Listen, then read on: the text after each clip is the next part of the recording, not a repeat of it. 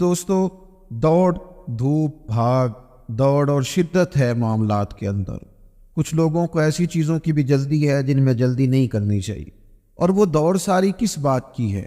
پیسے میں آگے گزرنے کی، شہرت میں آگے گزرنے کی، فیمس ہونے کی، کسی بھی چیز پر کسی بھی صورت میں بہت ساری چیزوں کو جمع کر لینے کی۔ یہ دوڑ شدت اختیار کر گئی، دوڑتے جا رہے ہیں لوگ، دوڑتے جا رہے ہیں، اعصابی تھکاوٹ ہے، جسمانی تھکاوٹ ہے۔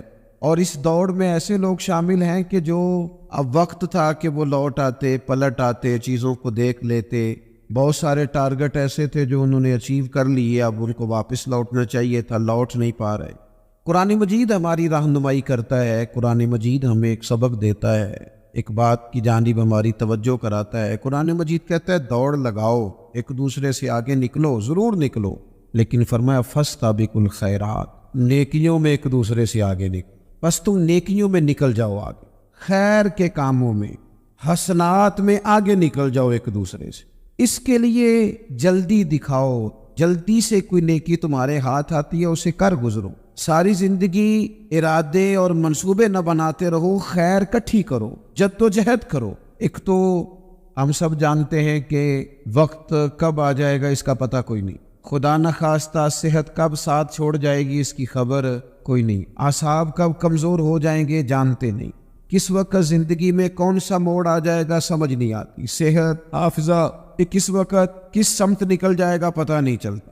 تو ہمیں حکم دیا گیا کہ تم جلدی کرو، اور نبی پاک علیہ السلام نے صراحت اور وضاحت کے ساتھ فرمایا کہ غنیمت سمجھ لو، غنیمت سمجھ لو، اگر تمہارے پاس فرصت ہے تو ایسا نہ ہو کہ مصروف ہو جاؤ، غنیمت جان لو اگر صحت ہے تو ایسا نہ ہو بیمار ہو جاؤ، غنیمت جان لو اگر تم جوان ہو تو ایسا نہ ہو کہ بڑھاپا ہو جائے، غنیمت جان لو زندگی ہے، ایسا نہ ہو کہ موت آ جائے۔ غنیمت سمجھ لو چیزوں کو، اور اپنے لیے حسنات جمع کرو۔ میں دیکھتا ہوں بہت سارے لوگ ایسے ہیں جو خیر کر سکتے ہیں لیکن وہ تو منصوبہ ہی بنا رہے ہیں، بڑی دیر ہو گئی منصوبہ بنے، پروگرام بنا رہے ہیں۔ ہمارے بزرگ جو تھے وہ کام کرتے تھے، درختوں کے نیچے بیٹھ کے کرنا پڑا تو شروع کر دیا، انہیں کسی گلی چوک چوراہے میں خیر کی بات کرنی پڑی تو انہوں نے کر دی۔ ان لوگوں کو اگر گلی سے پتھر اٹھا کے نیکی جمع کرنے کا موقع ملا تو انہوں نے لوگوں کے لیے راستہ صاف کرنا شروع کر دیا۔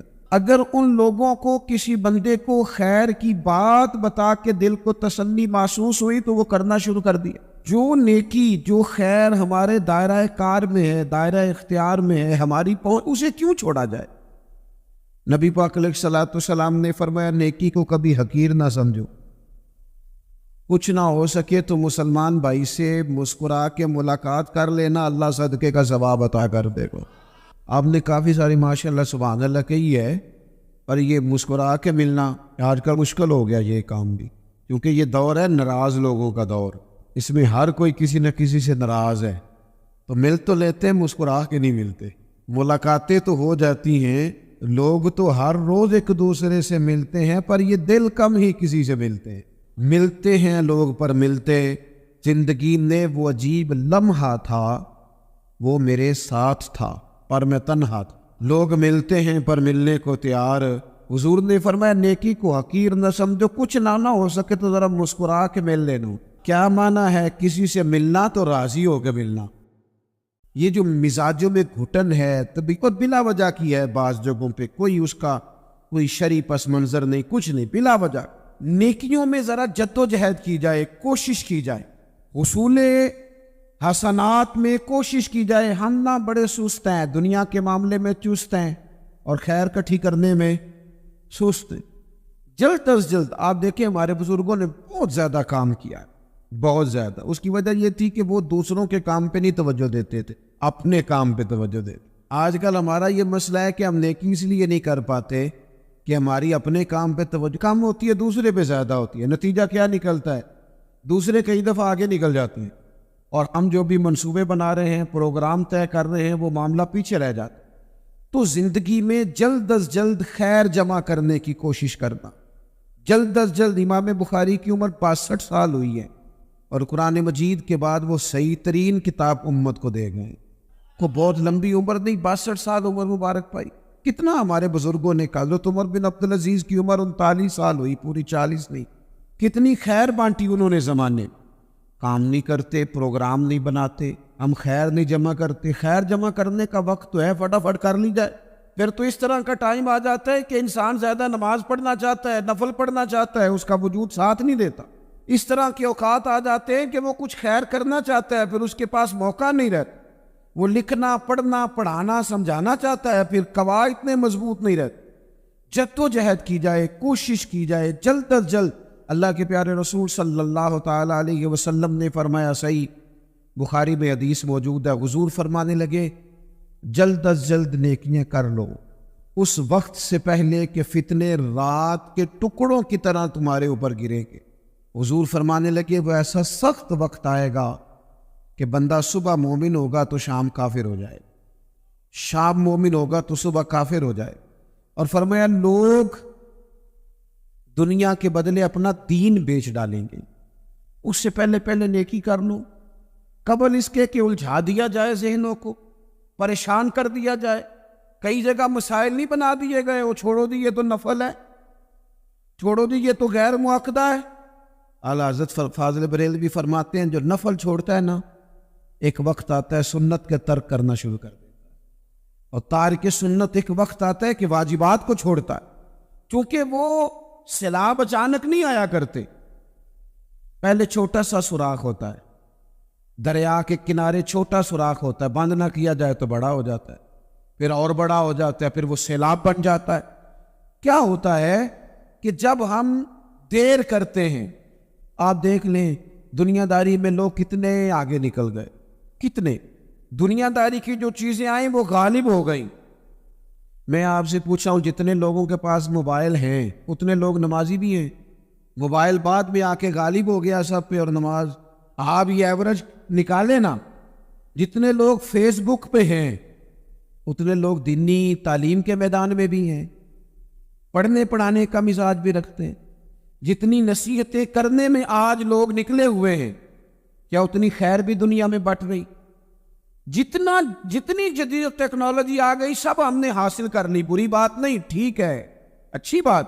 لیکن سوال یہ ہے کہ وہ باتیں جو سالوں سے ہو رہی ہیں اور جو ہمارے دین کے فرائض میں شامل ہے ان پر عمل کب ہوگا؟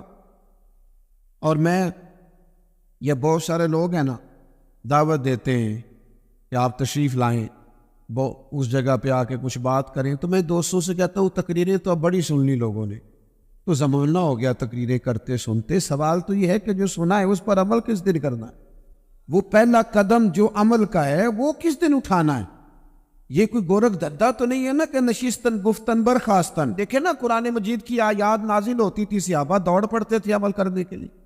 لن تنالوا البر حتى تنفقوا مما تحبون، تم بھلائی کو نہیں پہنچو گے جب تک اپنی پیاری چیز خرچ نہ کرو. تو یہ آیت ہم نے بھی سنی ہوئی ہے.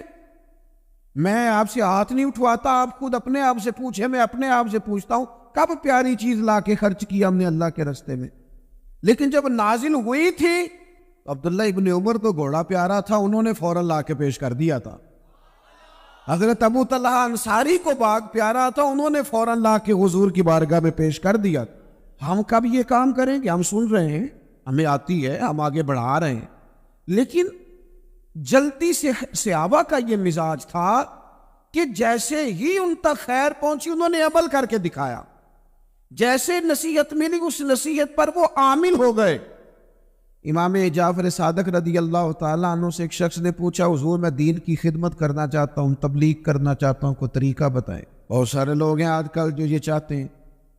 کہا جناب مجھے نہ کوئی آپ نسخہ بتائیں، کوئی سلیقہ بتائیں، میں دین کا کام کرنا چاہتا ہوں، دعوت خیر دینا چاہتا ہوں، کوئی طریقہ بتائیں. تو سیدنا امام جعفر صادق رضی اللہ تعالیٰ عنہ فرمانے لگے آسان طریقہ ہے، اور بغیر کسی فلسفے کے، بغیر کسی الجھی ہوئی گتھی کے سلجھی ہوئی بات ہے، بالکل طے.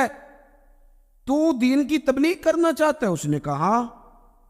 تو فرمانے لگے بڑا آسان نسخہ ہے، اگر تو دین پھیلانا چاہتا ہے، تبلیغ کرنا چاہتا ہے، تو دین پر عمل کرنا شروع کر دے.